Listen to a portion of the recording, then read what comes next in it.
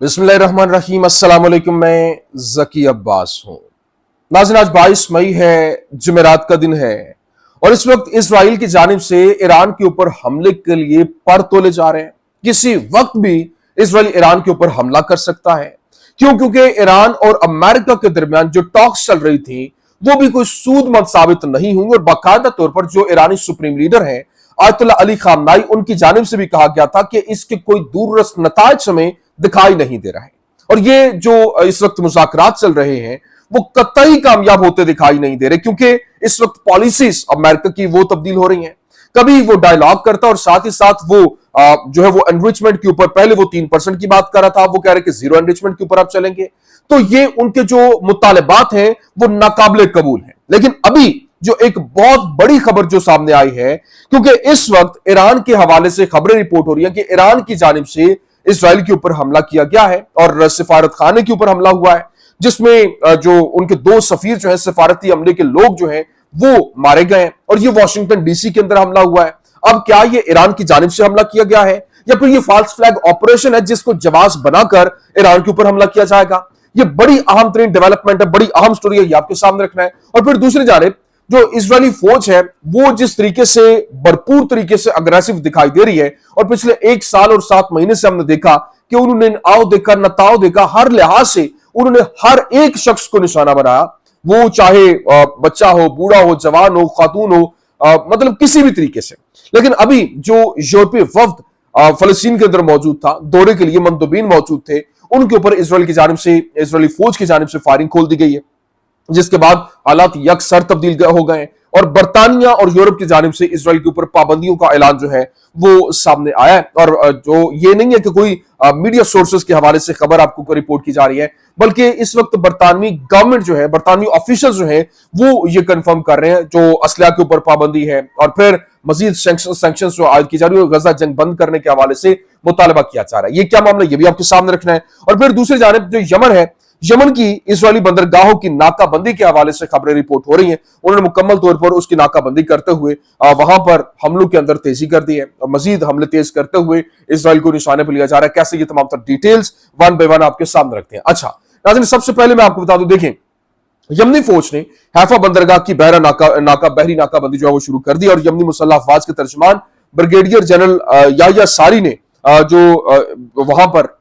जो ऐलान किया कि इसराइल में हैफा की बंदरगाह की बहरी नाकाबंदी शुरू करने के अहकाम जो है वो जारी कर दिए गए और इलात की बंदरगाह पर बहरी नाकाबंदी और फिर बेन गुरियन हवाई अड्डे की फिजाई नाकाबंदी के बाद यमन ने ऐलान किया कि अब से किसी भी बहरी जहाज को हैफा की बंदरगाह में दाखिल होने नहीं दिया जाएगा। लेकिन अभी जो इसराइल के दुश्मन है वो हैफा की बंदरगाह को बंद करने की अहमियत के ऊपर जो है वो जोर दे रहे हैं। नेशनल इंटरेस्ट जो अखबार है उसने रिपोर्ट किया कि अगर इसराइल के मरकजी हवाई अड्डे और इलात की बंदरगाह को इसमें शामिल कर दिया जाए तो ये हूसियों के हाथों इसराइली मईशत के खात्मे का बायस बन सकता है और मुल्क को तल अवीव के करीब अशदुद की बंदरगाह जो है उस पर इन्हिसार करने पर मजबूर किया जाएगा, जो मुमकिन तौर पर इसराइल की तजारती जरूरियात को पूरा करने के लिए नाकाफी है और इम्कान यह है कि हूसी इस बंदरगाह को भी निशाना बनाएंगे। नेशनल इंटरेस्ट ने मजीद कहा कि बेन गुरियन बैनुल-अक़वामी हवाई अड्डे को निशाना बनाना हूसियों की तरफ से एक संकीर्ण इजाफा है, ये एस्केलेशन है और यहां तक कि अगर इब्तदाई मिसाइल हमला जो है वो यरूशलेम के लिए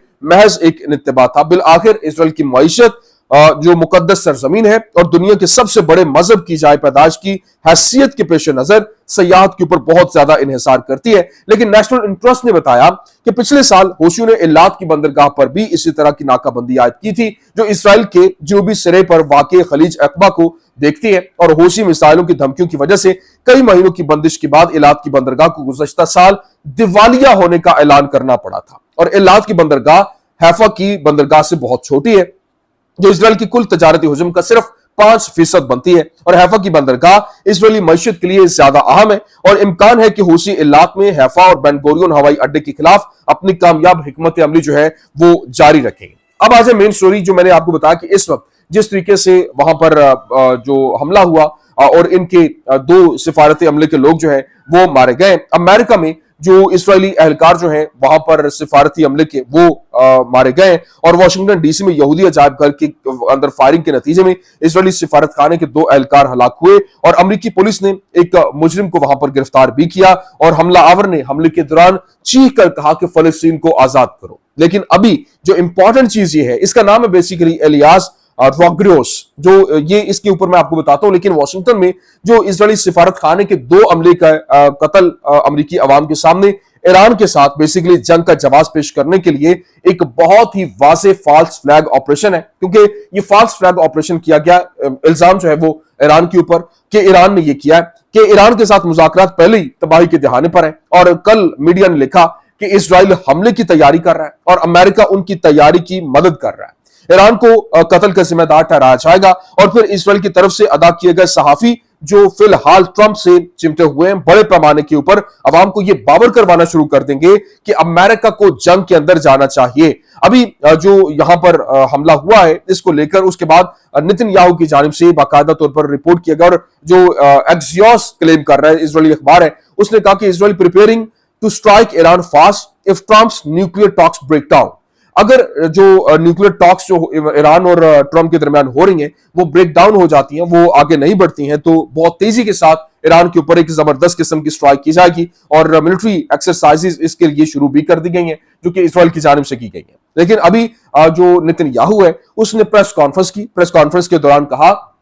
कि हम कतर को दुश्मन रियासत करार देने के लिए काम कर रहे हैं और कतर हमास की मदद करता है और मैंने बारहा इस पर हमले किए। मैंने अपने मीडिया मशीरों को कतर पर हमला करने की हिदायत भी की थी। हम गजा के अंदर तमाम जंगी अहदाफ हासिल करने के लिए पुरआज़्म है और काम अभी भी खत्म नहीं हुआ। और जो उसने कहा कि 20 जिंदा कैदी और 38 लाशें हैं और हम इन सब की कामयाबी और उससे बाजियाबी के लिए काम कर रहे हैं। हमने होशियों को शदीद दचका लगा दिया, लेकिन अभी तक हमारे पास हतमी बात नहीं पहुंची है। और मैंने 10 दिन पहले ट्रंप से बात की थी, उसने बताया कि मैं आपसे और इजराइल की रियासत से मुकम्मल वाबस्तगी रखता हूं। सदर ने इस हफ्ते मुझे यह भी बताया कि ताल्लुकात में बहरान की तमाम जाली रिपोर्ट्स हैं। कुछ दिन पहले मैंने नायब सदर जेडी वेंस से बात की और उन्होंने मुझसे कहा कि जाली खबरों पर यकीन न करें, ये सब कुछ घूमता है। बेंजामिन नेतन्याहू इजरायली वज़ीर आज़म और प्रेस कॉन्फ्रेंस के दौरान जो बात हुई उसने कहा कि हम ईरान को यूरेनियम की अफजूदगी से रोकने के लिए काम कर रहे हैं और हम अपने दिफा के लिए अपने हक को बरकरार रखते हैं। गजा की पट्टी के तमाम इलाके हमारे कंट्रोल में हैं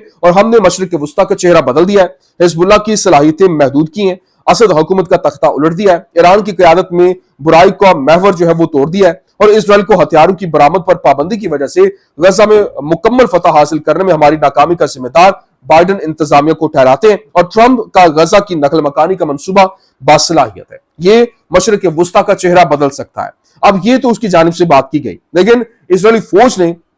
जिस तरीके से हमले को लेकर जो बात की है और इस हवाले से बाकायदा तौर पर लैपिड यार जो ऑपोजिशन लीडर है उसने कहा कि नेतन्याहू जो है वो उसने आज रात झूठ बोला और वो मुकम्मल तौर पर जो यूएस गवर्नमेंट है उसके साथ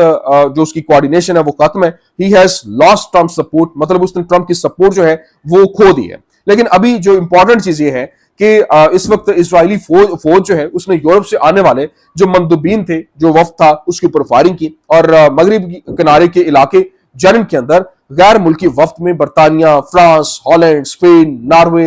इटली और कनाडा के हुक्काम भी शामिल थे जो इजरायली फौज की फायरिंग के जद में आए और वफ्द में बास अरब ममालिक के नुमाइंदे भी शामिल थे। आईडीएफ का कहना है कि यूरोपीय सिफारती वफ्द ने तयशुदा रास्ते से इनहराफ किया और एक ऐसे इलाके में दाखिल हुआ जहां दाखिले पर पाबंदी है और फुटेज में पहले चंद लम्हों की तस्वीर कशी की गई जब आईडीएफ ने मगरबी किनारे के अंदर वेस्ट बैंक के अंदर जेनिन में यूरोपीय वफ्द के ऊपर फायरिंग भी की। अब इजराइल ने नेतन्याहू की कॉन्फ्रेंस के बाद मुजाहरा करते हुए तल अबीब में जो हाईवे को आग भी लगा दी और वहां पर जंग के खात्मे और कैदियों के तबादले के जामे मुआहदे का मुतालबा जो है वो भी किया गया है। लेकिन अभी जो इंपॉर्टेंट चीज है वो ये है कि बरतानिया की जानिब से जो इस वक्त बरतानवी ऑफिशियल्स हैं, गवर्नमेंट की जानिब से ये ऐलान किया गया कि वो जो अपनी आर्म्ड सैंक्शंस जो है वो आयद कर रहे हैं, असलहा की फरोख्त के ऊपर पाबंदी लगा रहे हैं